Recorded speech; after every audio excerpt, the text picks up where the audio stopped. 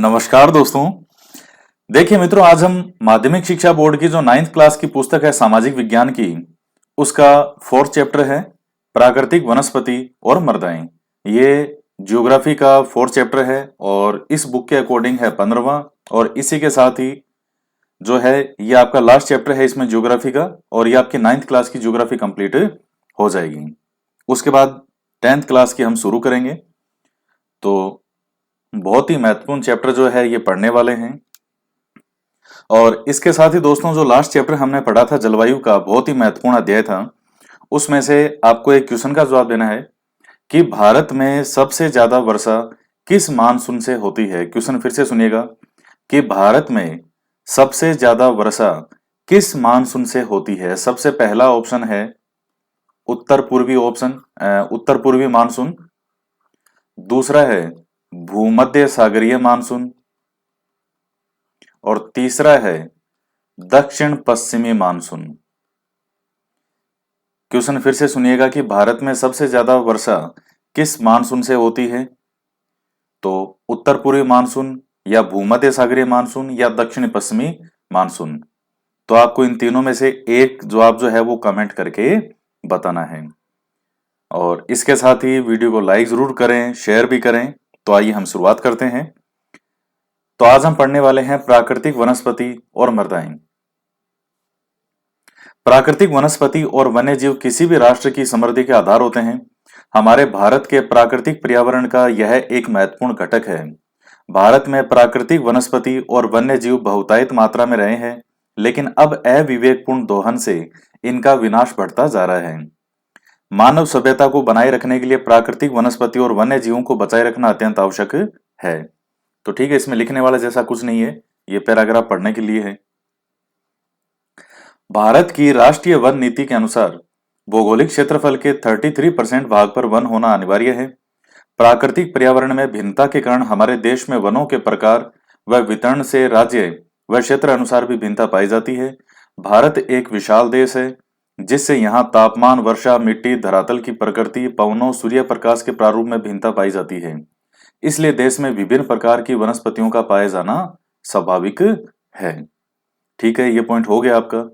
इसमें यह काम का है कि 33% पर वन होना अनिवार्य है। अब पढ़ते हैं वनों के प्रकार और वितरण पर। भारत में पाई जाने वाली वनस्पति के अनुसार प्रमुख प्रकार के वन निम्नलिखित हैं। सबसे पहला है सदाबहार वन। क्या होता है सदाबहार वन? ये वन देश के उन भागों में मिलते हैं जहां औसत वर्षा 200 सेंटीमीटर से अधिक और वार्षिक औसत तापमान 24 डिग्री सेंटीग्रेड के लगभग रहता है। तो मित्रों, ये ज्यादातर जो है 200 सेंटीमीटर से अधिक वर्षा और वार्षिक औसत तापमान 24 डिग्री सेंटीग्रेड के लगभग। तो ये ज्यादातर जो सदाबहार वन है आपको समुद्र के किनारों पर, समुद्र के जो तट हैं वहां आपको मिलेंगे, द्वीप समूह पे मिल जाएंगे। इसके 3 प्रमुख क्षेत्र कौन से हैं सदाबहार वन के? तो पश्चिमी घाट के पश्चिमी ढाल, अंडमान निकोबार द्वीप समूह है, और उत्तर पूर्वी भारत में बंगाल, असम, मेघालय और तराई प्रदेश। तो यहां पर मुख्य रूप से ये सदाबहार वन मिलते हैं। तो पश्चिमी घाट हो गया, अंडमान निकोबार द्वीप समूह है, और उत्तर पूर्वी भारत में जो बंगाल वाला, असम, मेघालय और तराई प्रदेश वाला हिस्सा। इस प्रकार के वनों में मुख्य रूप से रबर, महोगनी, एबोनी, लोहा काष्ठ, जंगली आम, ताड़ आदि वृक्ष, बांस और कई प्रकार की लताएं पाई जाती हैं। इन वृक्षों की ऊंचाई 30 से 45 मीटर तक होती है। वृक्षों की सघनता इतनी अधिक होती है कि धरातल पर सूर्य का प्रकाश नहीं पहुंच पाता। इन वृक्षों का शोषण कम होता है क्योंकि इनकी लकड़ी कठोर होती है। एक ही स्थान पर विभिन्न प्रकार के वृक्ष पाए जाते हैं। वृक्षों, लताओं और छोटे छोटे पौधों की सघनता होती है, जिससे वृक्षों को काटने में असुविधा होती है। जैसे एक प्रकार से आप जंगल वगैरह देखते हैं, उस प्रकार से बहुत ही घने होते हैं। परिवहन के साधनों की कमी है, इसलिए आर्थिक दृष्टि से इनका उपयोग अधिक नहीं हुआ है। देखिए, आपके इनमें से क्वेश्चन किस प्रकार से आएंगे कि या तो आपको क्षेत्र का नाम दिया जाएगा कि इस यहाँ कौन से प्रकार के वन पाए जाते हैं, या वनों का नाम देकर के पूछा जाएगा कि ये कौन से क्षेत्र में पाए जाते हैं, या इन वनों में कौन कौन से वृक्ष या कौन कौन सी वनस्पति पाई जाती है। अब जैसे पतझड़ी या मानसूनी वन में अलग होगा, सदाबहार वनों में अलग प्रकार के होते हैं। तो मुख्य रूप से 3-4 तरह के क्वेश्चन यहाँ बनते हैं। दूसरा है पतझड़ी या मानसूनी वन। ऐसे वन उन भागों में पाए जाते हैं जहां 100 सेंटीमीटर से 200 सेंटीमीटर तक औसत वार्षिक वर्षा होती है। वहां क्या था, 200 से अधिक सदाबहार में। ये वन उत्तरी पर्वतीय प्रदेश के निचले भाग यानी हिमालय का जो निचले वाला भाग होता है, विंध्याचल और सतपुड़ा पर्वत, छोटा नागपुर, असम की पहाड़ियां, पूर्वी घाट के दक्षिणी भाग, पश्चिमी घाट का पूर्वी क्षेत्र। जो पश्चिमी घाट का पश्चिमी भाग है वहां तो सदाबहार वन आ गए। पश्चिमी घाट का पूर्वी क्षेत्र, यहां ये पाए जाते हैं। ये वन नए अधिक घने और वृक्ष नए अधिक ऊंचे होते हैं। तो यानी कि इनका काम भी खूब लिया जाएगा फिर इनसे। इनमें प्रमुख वृक्ष साल, सागवान, नीम, चंदन, रोजवुड, आंवला, सहतूत, एबोनी, आम, शीशम, बांस आदि हैं। तो मुख्य रूप से जैसे साल, सागवान, नीम, रोजवुड, आंवला, सहतूत, आम, शीशम, बांस, इनकी लकड़ी अधिक कठोर नहीं होती, ये आसानी से काटे जा सकते हैं। इनकी लकड़ी से जलयान और फर्नीचर आदि बनाए जाते हैं। इन क्षेत्रों में यातायात के साधनों के विकसित होने के पश्चात अधिक मांग और अधिक उपयोग से लगातार दोहन होने के कारण ऐसे वनों का क्षेत्र दिन प्रतिदिन घटता जा रहा है। तो ये दोस्तों एक मैप है प्राकृतिक वनस्पति का, आप थोड़ा सा इसमें देख लीजिए। देखिए सबसे पहले सदाबहार वन जो है, तो यहां जो ये क्षेत्र है पश्चिमी घाट का पश्चिम की तरफ का, ये वाला देखा आपने, ये वाला क्षेत्र हो गया। ये वाला जो क्षेत्र है ये इस प्रकार से ये हो जाएगा सदाबहार वन। इसके बाद में आते हैं मानसूनी वन। तो मानसूनी वन आप देखिए, अब ये बंगाल की खाड़ी से वर्षा किधर खूब होती है, ये वाला जो पूरा क्षेत्र है बीच में, यहाँ कौन सी बारिश होती है, मानसूनी वन। यानी कौन सी वन यहाँ पर वनस्पति है, मानसूनी वन। ये देखिएगा यहां जो है ये वाली। फिर आते हैं शुष्क वन। तो ये जो पोर्शन दिखाई दे रहा है आपको, ये इस प्रकार से यहां ये करके यूं, ये वाला जो भाग है बीच का, ये सारा है शुष्क वन। बीच में जो यहाँ है ये मरुस्थलीय वन, और इसके अलावा जो पश्चिम का है राजस्थान का और गुजरात का, ये पश्चिम का भाग पूरा हो जाएगा मरुस्थलीय वन। जवारीय वन, जवारीय वन कहाँ कहाँ है, तो एक तो ये पश्चिम बंगाल के पास में देखिएगा, ये वाला जो क्षेत्र है ये, और एक यहाँ वाला, ये आंध्र प्रदेश की तरफ का, ये इधर आपको दिख जाएगा, ये जो कई नदियां बहती है इधर। तो ये वाला क्षेत्र और ये वाला, ये है जवारीय वन। तो नक्शे से इनको दिमाग में बिठाने का प्रयास करें। फिर आता है पर्वतीय वन। तो पर्वतीय वन में ये देखिएगा, ये वाला क्षेत्र हो गया, ये है पूरा, ये सब किस में आ जाएगा, पर्वतीय वन में। अब आता है शुष्क वन। ये वन उन क्षेत्रों में पाए जाते हैं जहां वर्षा का औसत 50 सेंटीमीटर से 100 सेंटीमीटर होता है। इन क्षेत्रों में जल की कमी सहन करने वाले वृक्षों की बहुतायत मिलती है। इन वृक्षों की जड़ें लंबी और मोटी होती है। तो जहां देखिए पानी कम होगा, उन वृक्षों की जड़ें आपको हमेशा गहराई में मिलेगी। आप कभी भी देख लेना, या जैसे मान लीजिए जहां पानी की व्यवस्था कम है या बारिश कम होती है, तो उनकी जड़ें आपको उतनी ही गहरी मिलेगी, और जहां पानी खूब है उनकी जड़ें आपको आसपास मिल जाएगी। इस प्रकार के वन मुख्यतः दक्षिणी पश्चिमी पंजाब, हरियाणा, पूर्वी राजस्थान व दक्षिणी पश्चिमी उत्तर प्रदेश में पाए जाते हैं। प्रमुख वृक्ष किक्कर, बबूल, नीम, आम, महुआ, करील, खेजड़ी आदि हैं। वर्षा के अभाव में वृक्ष कम ऊंचे होते हैं। वृक्षों की ऊंचाई 6 से 9 मीटर होती है। इन वनों का केवल स्थानीय महत्व है। तो ये शुष्क वन जो है, यहाँ किन क्षेत्रों में ये होते हैं, जहां वर्षा जो है उसका औसत 50 से 100 सेंटीमीटर तक रहता है। 100 से 200 के बीच में मानसूनी वाला आ जाएगा, और 200 से ज्यादा का कौन सा आ जाएगा, सदाबहार वन। तो सबसे ज्यादा वर्षा वालों में कौन से होते हैं, सदाबहार वन। फिर मानसूनी वन उससे कम वर्षा वाले में, फिर शुष्क आ गया, ये देखिए यहाँ पे। अब आते हैं मरुस्थलीय वन। ये वन 50 सेंटीमीटर से कम वर्षा वाले भागों में पाए जाते हैं। जहां 50 सेंटीमीटर से कम वर्षा होती है, मरुस्थलीय। तो मरुस्थली में कौन सा आ जाएगा? ये देखिए पूरा गुजरात का पश्चिम, राजस्थान का पश्चिम वाला, ये बीच का कुछ भाग ये। तो यहाँ के वृक्षों में पत्तियां कम और छोटी और कांटेदार होती है। बबूल यहाँ खूब पाए जाते हैं। आप जो पश्चिमी राजस्थान है, जैसे बाड़मेर है, जैसलमेर है, आप यहाँ को फील करके देखिए कि यहाँ कौन कौन सी वनस्पति होती है। अपने आसपास सोचिए, नागफनी हो जाएगा, रामबास, खेजड़ी, खेर, खजूर आदि यहाँ की प्रमुख वनस्पति है। ये वनस्पतियां दक्षिणी पश्चिमी पंजाब, पश्चिमी राजस्थान, गुजरात, मध्य प्रदेश आदि राज्यों में पाई जाती है। इनका केवल स्थानीय महत्व है, मतलब वहीं लोकल रूप से ये लकड़ियां इनकी प्रयोग हो जाती है। अब आते हैं ज्वारीय वन। इन्हें दलदली वन कहा जाता है। ये वन महानदी, गोदावरी, कृष्णा, कावेरी आदि प्रायद्वीपीय नदियों के मुहावनों पर तथा गंगा ब्रह्मपुत्र के डेल्टाई भागों में पाए जाते हैं। तो जवार भाटे के समय समुद्र का अग्रसित जल वृक्षों की जड़ों को सींचता है। जब समुद्र काफी आगे आ जाता है, ऐसे प्रदेशों में कीचड़ और दलदल होती है। इन वनों के सुंदरी वृक्ष गंगा ब्रह्मपुत्र के डेल्टा में विशेष रूप से पाए जाते हैं। ये सुंदरी वृक्ष कहाँ होते हैं? गंगा ब्रह्मपुत्र के डेल्टा में।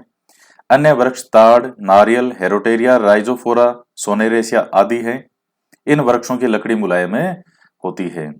तो मित्रों, ये जो समुद्र के किनारे दलदली जो वनस्पति है, दलदले क्षेत्र में जो पाई जाती है, उसको मैंग्रोव वनस्पति भी कहा जाता है। कभी ये नाम भी आए तो कोई इसमें डाउट मत रखना।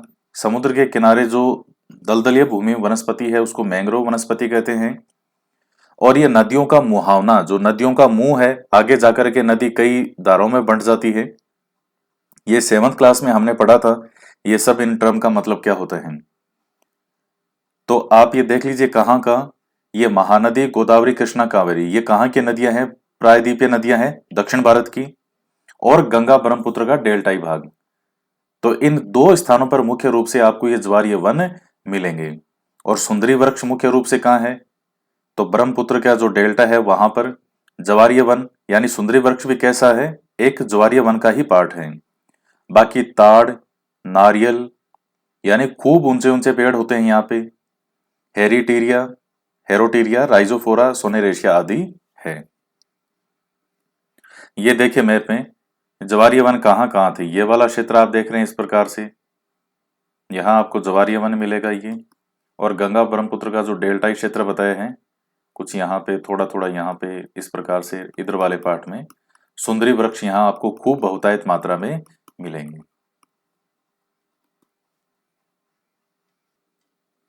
अब आता है पर्वतीय वन। तो पर्वतीय वन कहाँ कहाँ है? एक तो जो आपको हिमालय क्षेत्र वाला बताया था वो तो है ही है। और दक्षिणी भारत में महाराष्ट्र के महाबलेश्वर और मध्य प्रदेश के पंचमढ़ी आदि ऊंचे भागों में 1500 मीटर की ऊंचाई पर पाए जाते हैं। यहाँ वृक्ष 15 से 18 मीटर ऊंचे होते हैं। वृक्ष मोटे तने वाले होते हैं जिनके नीचे सघन झाड़ियां मिलती है।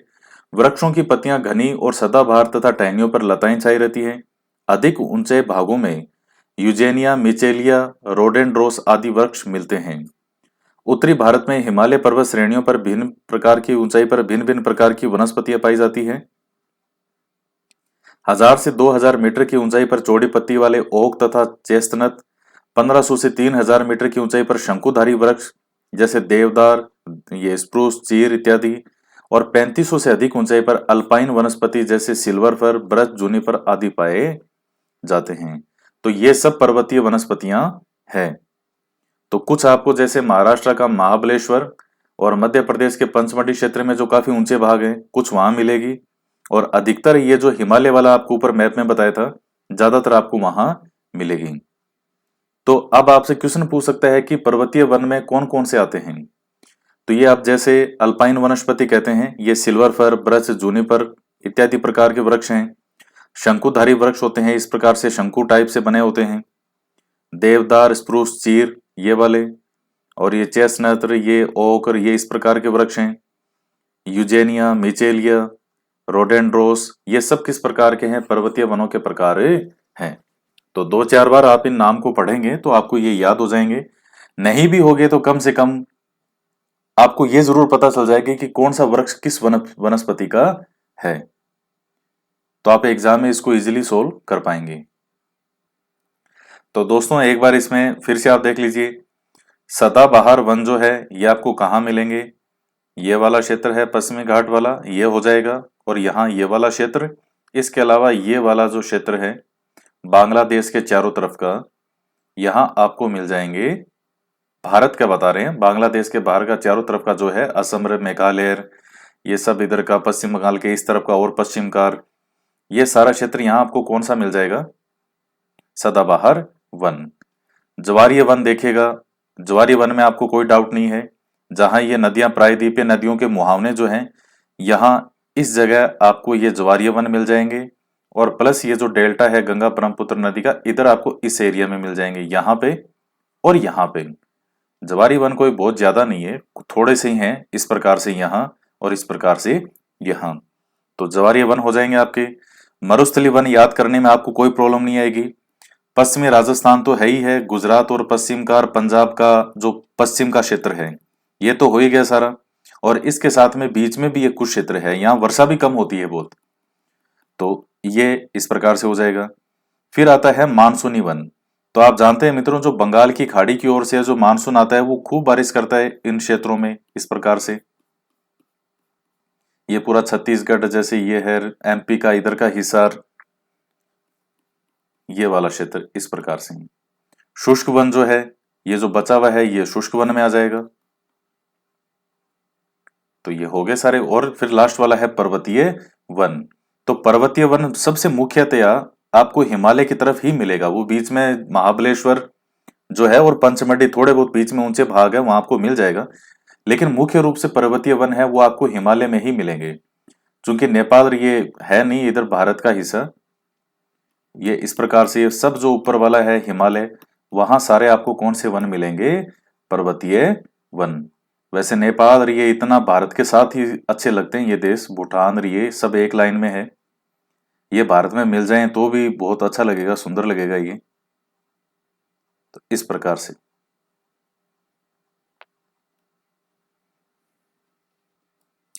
अब हम आगे बढ़ते हैं। भारत में वन्य जीव। भारत में विभिन्न प्रकार के प्राणी बड़ी संख्या में पाए जाते हैं।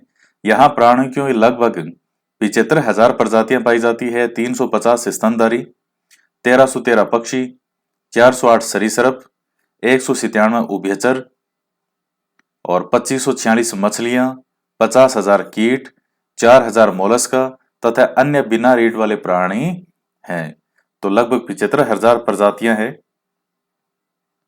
यानी 350 प्रकार के स्तनधारी अलग अलग प्रकार के प्राणी मिलते हैं, 1313 प्रकार के पक्षी मिलते हैं अलग अलग तरह के, 408 सरीसृप मिलते हैं, 197 उभयचर मिलते हैं। उभयचर कौन से होते हैं, जो पानी और स्थल दोनों में रह सकते हैं। आप जैसे मेंढक है तो मेंढक उभयचर में आएगा, वो दोनों जगह रह सकता है। मछलियां, कीट, मोलस्कार और भी बहुत है। तो ये विश्व का कुल कितना है, 13% है। तो हम भारत का बता रहे हैं कि विश्व में जितने भी प्राणियों की प्रजातियां वगैरह है उनका कुल 13% कहां पर है, हिंदुस्तान में, भारत में है। और भारत में लगभग 75,000 प्रजातियां पाई जाती है। हम वन्य जीवों की बात कर रहे हैं।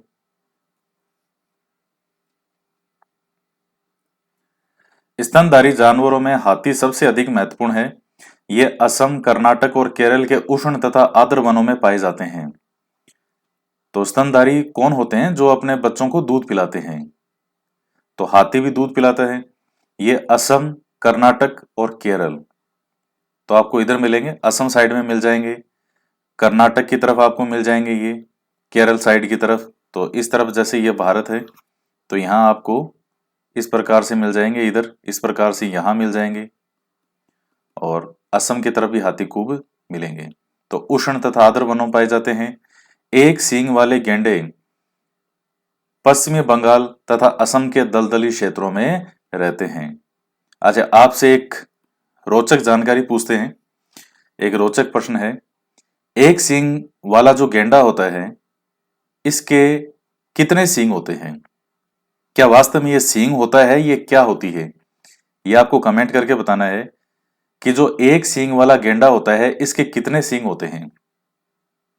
मतलब आप देख रहे हैं कि एक सींग लिखा हुआ है, तो क्या वास्तव में वो सींग होता है, जैसे गाय भैंस के सींग होते हैं, वैसे वो सींग होता है या क्या होता है वो? पश्चिमी बंगाल और असम के दलदली क्षेत्रों में रहते हैं। कच्छ के रण और थार मरुस्थल में क्रमशः जंगली गधे और ऊंट रहते हैं। तो कच्छ का रण और थार मरुस्थल, इधर आपको जंगली गधे भी मिलेंगे और ऊंट भी मिलेंगे, दोनों मिलेंगे।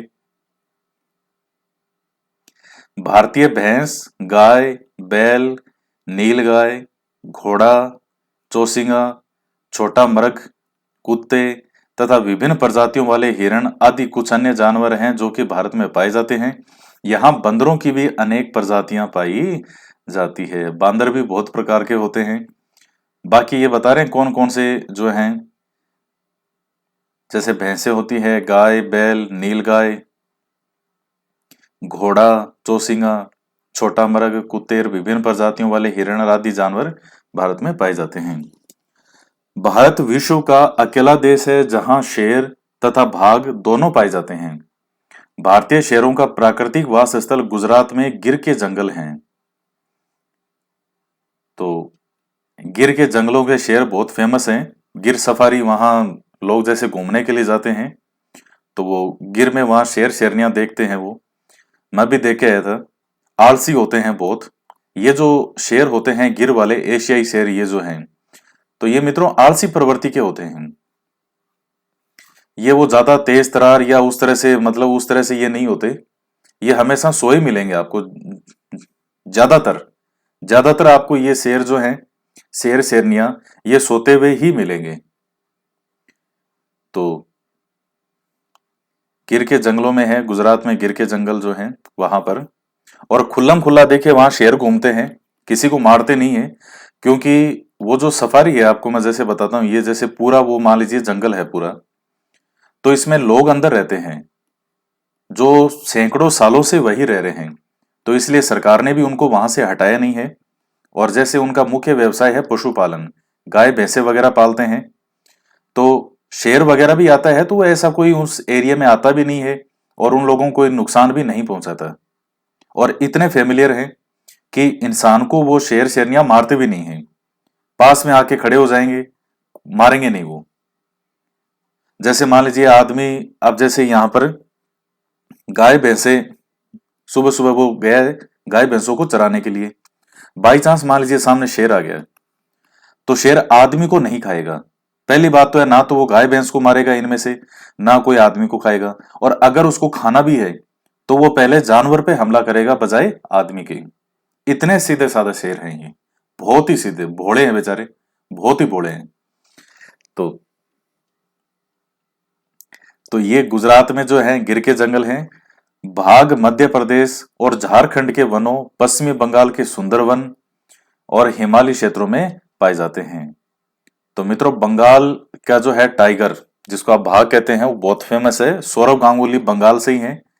तो सौरव गांगुली का फेमस नाम है बंगाल टाइगर। तो वो बंगाल टाइगर जो है इसीलिए है कि वो वेस्ट बंगाल में सुंदरवन के भाग हैं, बहुत फेमस है। एक मूवी भी आई थी, शायद सुंदरवन के नाम से थी या कैसे, मुझे नाम ध्यान में नहीं आ रहा। कोई लोकप्रिय मूवी नहीं थी, लेकिन वो सुंदरवन के जो वन है और इनमें बाघ पर ही बनी हुई थी। हिमालयी क्षेत्रों में पाए जाते हैं। बिल्ली जाति के सदस्यों में तेंदुआ भी है। यह शिकारी जानवरों में मुख्य है। तो तेंदुआ भी होता है।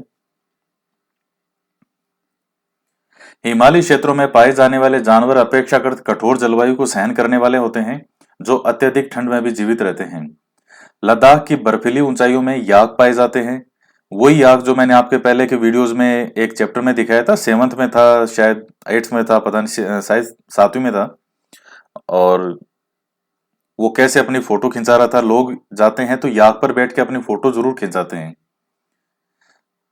तो याक पाए जाते हैं जो गुच्छेदार सींगों वाला बैल जैसा जीव है। इसके बाल ही बाल होते हैं मुंह पे, चेहरे पे ऊपर, और इसका भार लगभग 1 टन होता है। तिब्बतीय बारहसिंगा, भारल यानी नीली भेड़, जंगली भेड़, कियांग यानी तिब्बती जंगली गधे भी यहाँ पाए जाते हैं।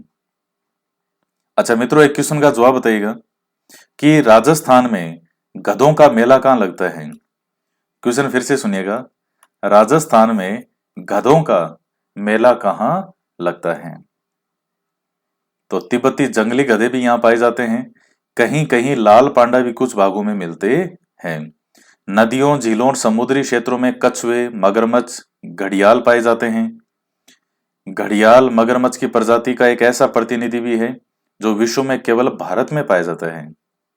तो घड़ियाल जो है कि केवल भारत में पाया जाता है। तो मगरमच्छ की जो प्रजाति है उसी का एक प्राणी होता है घड़ियाल। घड़ियाल की जो नाक सी होती है, चोंच, वो थोड़ी पतली टाइप से होती है यूं। मगरमच्छ का तो पूरा मुंह आगे होता है इस तरह से, एक बार में खा जाए पूरे, किसी चाहे जानवर कितना ही बड़ा हो। घड़ियाल जो होते हैं इनका मुंह थोड़ा पतला होता है, इस प्रकार से चोंच निकली होती है इनकी यूं। भारत में अनेक रंग बिरंगे पक्षी पाए जाते हैं। मोर, बतख, तोता, मैना, सारस, गिद्ध, उल्लू, कौवा, कबूतर आदि कुछ पक्षी प्रजातियां हैं जो देश के वनों तथा आदर्श क्षेत्रों में रहती है। तो दोस्तों ये कुछ भारत के वन्य जीव हैं कि कौन कौन से भारत में मुख्य रूप से वन्य जीव पाए जाते हैं। अब आता है राजस्थान की प्राकृतिक वनस्पति। राजस्थान में लगभग 34,610 वर्ग किलोमीटर क्षेत्र में विभिन्न प्रकार की वनस्पतियां मिलती हैं।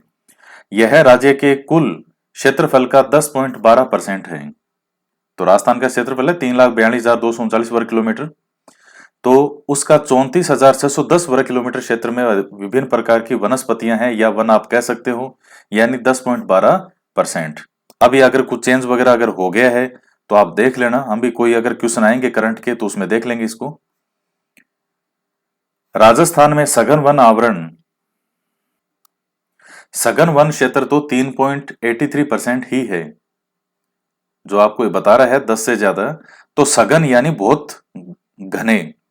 राजस्थान में प्रति व्यक्ति वन क्षेत्र मात्र 0.03 हेक्टेयर है और जो संपूर्ण भारत के प्रति व्यक्ति वन क्षेत्र 0.13 हेक्टेयर से काफी कम है।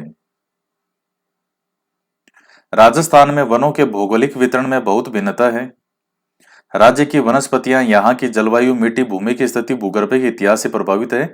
यहाँ पर प्राकृतिक वनस्पति 3 प्रकार की पाई जाती है: वन, घास और मरुस्थलीय वनस्पति।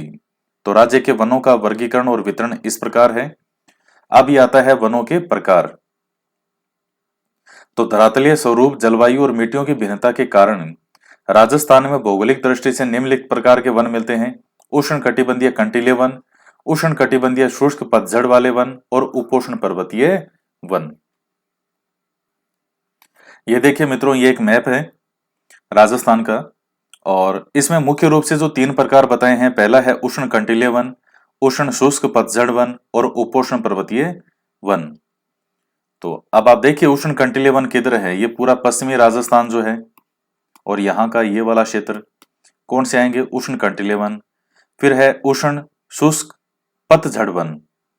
तो ये जो जगह जगह से बीच में ये जो पूरा रेड रेड सा आपको दिख रहा है, गंगानगर हनुमानगढ़ साइड का भी क्षेत्र आ जाएगा। ये सब इस प्रकार से आपको मिल जाएंगे।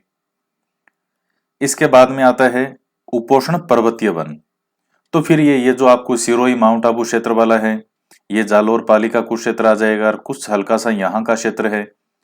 ये क्षेत्र राजसमंद के पश्चिम का ये जो क्षेत्र है, ये थोड़ा सा उदयपुर वाला, जहां ऊंची पर्वतीय, जहां मतलब वही बात है अरावली की सीध में आपको पर्वतीय वन मिलेंगे और बाकी जो कंटीले वन है वो पश्चिम साइड में मिलेंगे। बाकी बचे उष्ण शुष्क पतझड़ वन, तो ये सब है यहाँ सारे। तो सबसे पहले हम बात करते हैं उष्ण कटिबंधीय कंटीले वनों के बारे में। इस प्रकार के वन पश्चिमी मरुस्थलीय शुष्क व अर्ध शुष्क प्रदेशों में पाए जाते हैं। तो आपने देख लिया पश्चिमी जो शुष्क है और अर्ध शुष्क, यानी आप मान लीजिए 50 सेंटीमीटर जो वर्षा रेखा है उससे अरावली के जो पश्चिम के पार्ट है पूरा लगभग, वो सब आ जाएगा उष्ण कटिबंधीय कंटीले वन में। जैसलमेर, बाड़मेर, पाली, बीकानेर, चूरू, नागौर, सीकर, झुंझुनू आदि जिलों में इस प्रकार की वनस्पति पाई जाती है। इन वनों में पेड़ बहुत छोटे आकार के होते हैं, वह छोटी झाड़ियों की अधिकता होती है। इस प्रकार के शुष्क जलवायु वाले वनों में खेजड़ी, रोहिड़ा, बेर, केर, थोर आदि के वृक्ष व झाड़ियां उगने लगते हैं। इन पेड़ों व झाड़ियों की जड़ें लंबी होती है और पत्तियां कटीली होती है। आपको वही बताया, जहां सूखा पड़ेगा वहां पेड़ों की जड़ें लंबी ही होगी ताकि वो पानी ग्रहण कर सके अपने लिए, इसलिए वो गहराई में चलती जाती है। मरुस्थलीय प्रदेश में खेजड़ी की अत्यधिक उपयोगिता के कारण इसे मरुस्थल का कल्प वृक्ष कहा जाता है। किसको? खेजड़ी को। और ये जो खेजड़ी वगैरह है, इन्हीं के आपको सांगरी मिल जाएगी।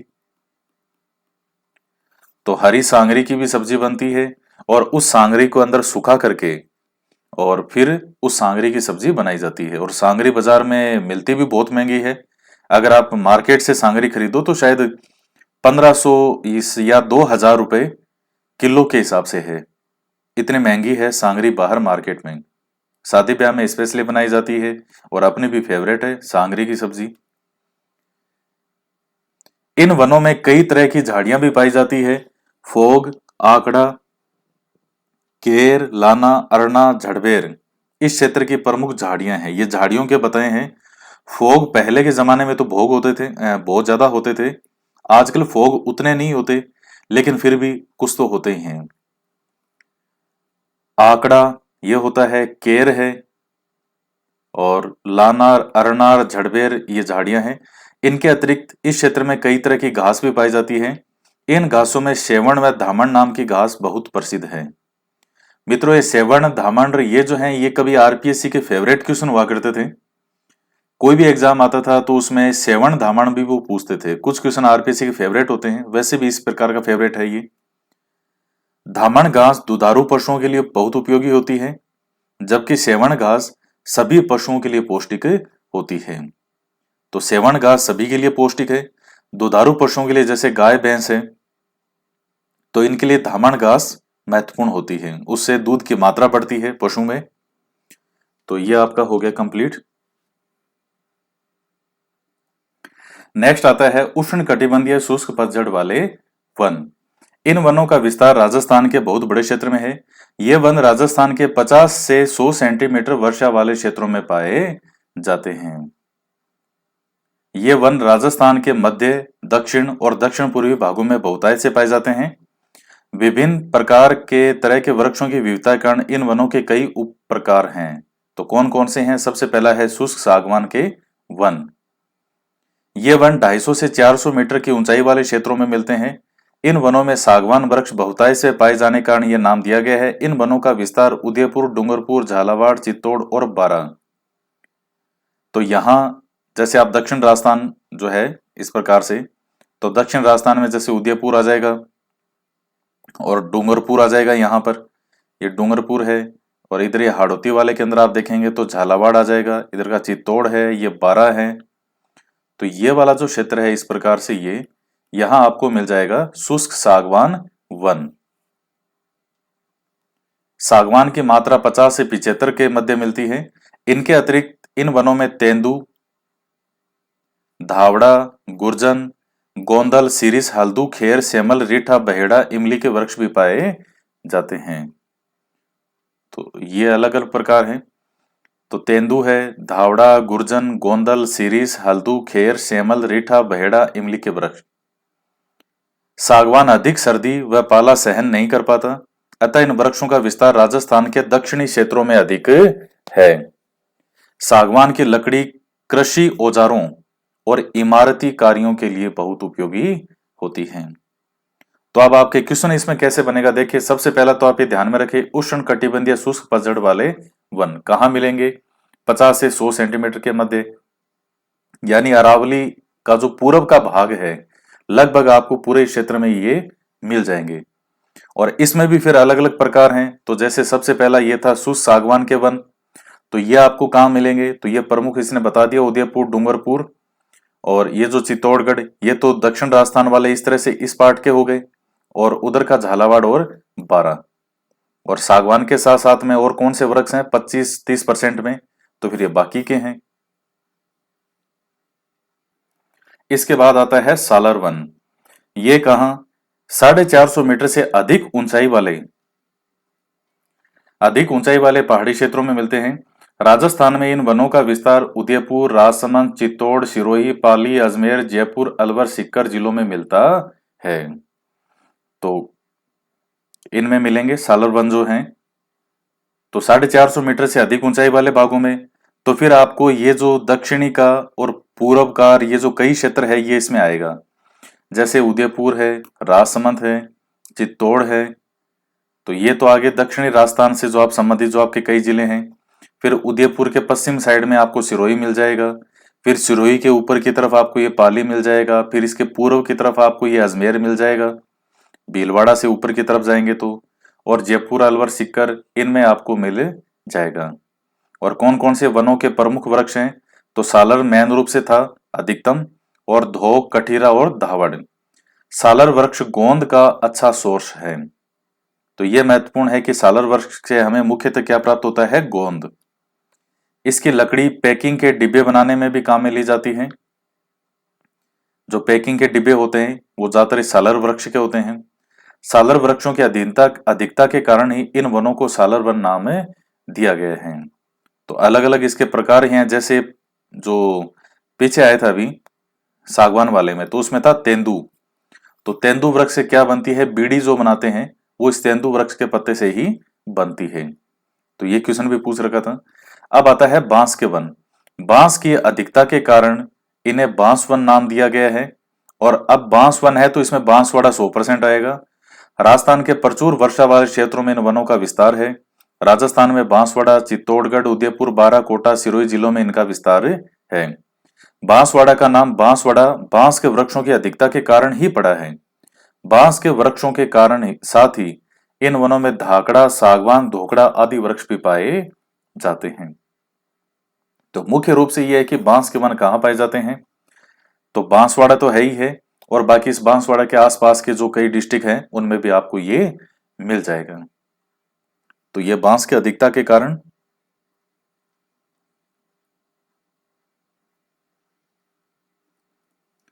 नेक्स्ट आता है धोकड़ा के वन।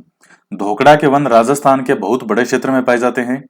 रेगिस्तानी क्षेत्रों को छोड़कर राजस्थान के सभी क्षेत्रों का भौगोलिक पर्यावरण इसके अनुकूल है, अतः राजस्थान में इन वनों का विस्तार सबसे अधिक है। राजस्थान में ये वन 240 से 760 मीटर की ऊंचाई के मध्य अधिक मिलते हैं। इनका विस्तार कोटा, बूंदी, सवाई माधोपुर, जयपुर, अलवर, अजमेर, उदयपुर, राजसमंद, चित्तौड़गढ़ जिलों में है। राजस्थान में धोकड़ा को धो के नाम से भी जाना जाता है। ये वन राज्य की प्रमुख वन संपदा में शामिल किए जाते हैं। तो अब ये राजस्थान के बहुत बड़े क्षेत्र में है। रेगिस्तानी क्षेत्रों को छोड़ करके बाकी लगभग हर जगह आपको क्या मिल जाएगा, धोक के वन मिल जाएंगे, धोकड़ा या धोक जिसको कहते हैं। अतः राजस्थान में इन वनों का विस्तार सबसे अधिक है। और राजस्थान में 240 से 760 मीटर की ऊंचाई के मध्य अधिक मिलते हैं। तो बाकी ये कोटा, बूंदी, सवाई माधोपुर, जयपुर, अलवर, अजमेर, उदयपुर, राजसमंद, चित्तौड़ ये जिले तो हैं, और बाकी लगभग ये हर जगह मिल जाता है। इन वनों के धोखे साथ साथ अरूंज, खेर, खिरनी, सालर, गोंदल आदि के वृक्ष भी पाए जाते हैं। पहाड़ी तलहटी क्षेत्रों में धोख के साथ पलास बहुतायत मात्रा में मिलता है। तो ये पलास जंगल की आग भी कहते हैं इसको। तो तलहटी क्षेत्रों में धोख के साथ साथ पलास भी बहुतायत में मिलता है। कहीं कहीं झड़ बेर और अडूसा भी मिलता है। धोख की लकड़ी बहुत मजबूत होती है, इसे जलाकर इसका कोयला बनाया जाता है। तो मित्रों इसमें बहुत जबरदस्त और खतरनाक महत्वपूर्ण क्वेश्चन है। एक तो पलास तो हो ही गया, जंगल की आग कहते हैं इसको। तलहटी क्षेत्रों में धोख के साथ कौन सा बहुतायत मिलता है, वो है पलास। और धोख की लकड़ी का क्या प्रयोग होता है, इससे कोयला बनाया जाता है। तो ये कई इसमें महत्वपूर्ण पॉइंट है। और ज्यादा कौन सा पाया जाता है राजस्थान में, वो है धोख। अब आता है पलास के वन। ये वन उन क्षेत्रों में फैले हैं जहां धरातल कठोर और पथरीला है। पहाड़ियों के मध्य जल पठारी धरातल है, वहां पर ये बहुतायत में पाए जाते हैं। तो पहाड़ियों के मध्य जहां, ये जहां लिखा हुआ है, जल नहीं है, जहां पठारी धरातल है। ऐसे मैदानी क्षेत्र जो कंकरीले हैं व जहां मिट्टी अपेक्षाकृत कम है, वहां भी ये वन पाए जाते हैं। जैसे मुख्यतः अलवर है, अजमेर, सिरोही, उदयपुर, पाली, राजसमंद, चित्तौड़। तो दक्षिणी राजस्थान के कौन कौन से जिले हो गए पलास के लिए, तो इसमें आपका उदयपुर हो जाएगा, राजसमंद और चित्तौड़, ये तो यहाँ के हो गए। और बाकी जो अजमेर, तो ये बीच में राजस्थान का हरदे, तो वहां पलास पाया जाएगा राजस्थान के हरदे में। और सिरोही आ जाएगा आपका, उदयपुर के पश्चिम साइड में सिरोही आपको मिल जाएगा। अलवर सबसे ऊपर, जयपुर के ऊपर की तरफ इधर आएंगे तो आपको अलवर मिल जाएगा। पाली मिल जाएगा, जिसके राजस्थान के 8 जिलों की सीमाएं टच करती है पाली के। और बाकी ये राजमत चित्तौड़ तो हो ही गई। अब आता है खेर के वन। इन वनों का फैलाव राजस्थान के दक्षिणी पठारी भाग में है। खेर के वृक्ष, तो दक्षिणी पठारी भाग, तो पठारी भाग में खेर के आपको ज्यादातर फिर कहां मिलेंगे? हाड़ौती में। झालावाड़, कोटा, बारां, चित्तौड़, सवाई माधोपुर जिलों में विस्तृत है। इन वनों में खेर के साथ साथ बेर, धोकड़ा और अरुंज के वृक्ष भी मिलते हैं। अब हम आते हैं बबूल के वनों की तरफ। तो ये वन गंगानगर, बीकानेर, नागौर, जालोर, अलवर, भरतपुर मिलते हैं। जिन क्षेत्रों में धरातल में नमी कम है वहां इनके वृक्षों की मात्रा कम है। अधिक नमी वाले क्षेत्रों में इनकी सघनता बढ़ जाती है। इन वनों में बबूल के साथ साथ नीम, हिंगोटा, अरुंज, केर, झड़बेर के वृक्ष भी मिलते हैं। तो बबूल के वन जो हैं ये ज्यादातर आपको कहाँ मिलेंगे? गंगानगर में इधर बबूल के बहुत हैं पेड़, बीकानेर में, नागौर में, जालोर, अलवर, भरतपुर। तो इसमें देखिए पूरा पश्चिमी राजस्थान नहीं है, ये गंगानगर बीकानेर वाला ऊपर का ये क्षेत्र आ गए, फिर ये नागौर जालोर आ गया, अलवर भरतपुर आ गए, तो ये वाले क्षेत्र हैं इसमें। फिर आता है मिश्रित पर्णपाती वन। ये वन राजस्थान के दक्षिणी पहाड़ी क्षेत्र में पाए जाते हैं। सिरोही, उदयपुर, राजसमंद, चित्तौड़गढ़, कोटा, 12 जिलों में इनका विस्तार है। इन वनों में किसी एक वृक्ष की प्रधानता नहीं है, इनमें सभी तरह के वृक्ष पाए जाते हैं। इन वनों में पाए जाने वाले प्रमुख वृक्ष में आंवला, शीशम, सालर, तेंदु, अमलतास, रोहन, करंज, गुलर, जामुन, अर्जुन आदि हैं। तो मिश्रित पर्णपाती वन इनको कहा जाता है। राजस्थान के दक्षिणी पहाड़ी क्षेत्र में पाए जाते हैं। तो अधिकतर वन आपको पूर्व, दक्षिण पूर्व और पूर्व दक्षिण जो है इधर ही ज्यादा आपको वन मिलेंगे, घने खूब सारे वृक्ष। तो ये आपका हो गया मिश्रित पर्णपाती। नेक्स्ट है उपोष्ण पर्वतीय वन। इस प्रकार के वन केवल आबू पर्वतीय क्षेत्र में पाए जाते हैं।